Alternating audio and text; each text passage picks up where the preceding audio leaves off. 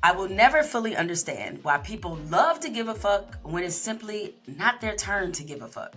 Shout out to Monk Moreland. Now, this sudden outrage by people, from politicians to fans, over the existence of male cheerleaders in the NFL would be hilarious if it wasn't so rooted in stupidity. The Minnesota Vikings announced their cheerleading squad, and it sent a bunch of people straight off an emotional cliff because, behold, there were 2 male cheerleaders on the team. The comment section on the Vikings announcement was as enlightened as you might expect.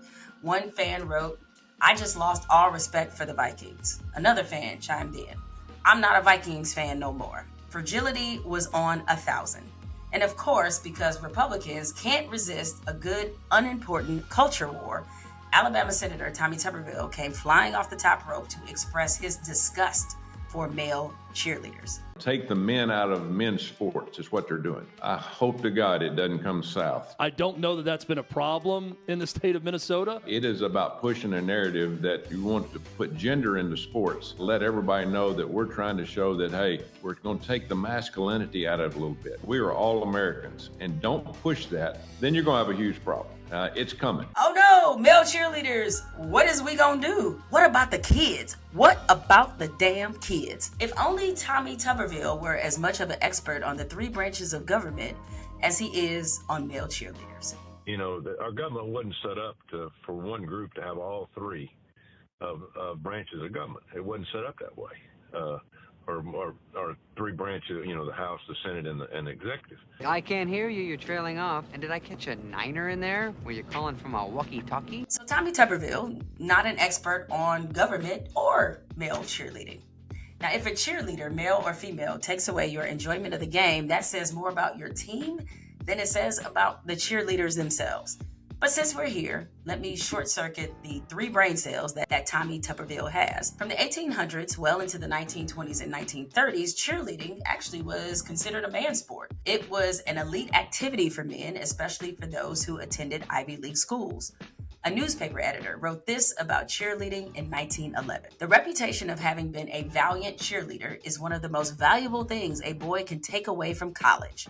As a title to promotion in professional or public life, it ranks hardly second to that of having been a quarterback." Let that sink in. Now, obviously, there was a shift. During the Second World War, women began assuming the cheerleading roles because the men were at war.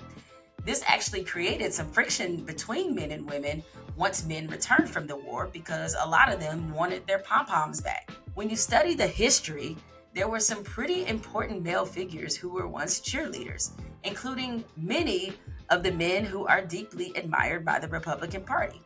Ronald Reagan, George W. Bush, Dwight D. Eisenhower. Although this is probably my favorite male cheerleader of all time. Enough is enough!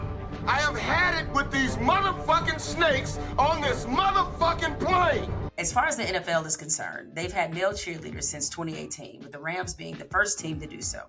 And this season, there will be 12 teams who have male cheerleaders. But looking at the reaction, it's clear that what is really bothering some people is how some male cheerleaders present themselves. There are plenty of male cheerleaders in college sports as well, but the reason no one raises an eyebrow is because we see the majority of them lifting and throwing young women in the air. And what they represent are feats of strength. But the male cheerleaders on the Vikings don't fit that description. They're dancing and probably looking a little too happy for some folks' liking. R.K. Russell, a former NFL player, wrote this about the cheerleading in The Guardian. "This isn't about performance at all. It's about presence. It's about the mere existence and visibility of men on NFL cheer squads who don't conform to the rigid, outdated ideas of masculinity that so many use sport and football in particular to defend. The right is constantly accusing the left of being soft and being the culture war warriors, when time and again it's the right that's lighting their Nikes on fire because of Colin Kaepernick, shooting Bud Light beer cans, and now vowing to disavow their favorite sports teams over male cheerleaders. And it's simply because the existence of other people and viewpoints don't fit their narrow point of view.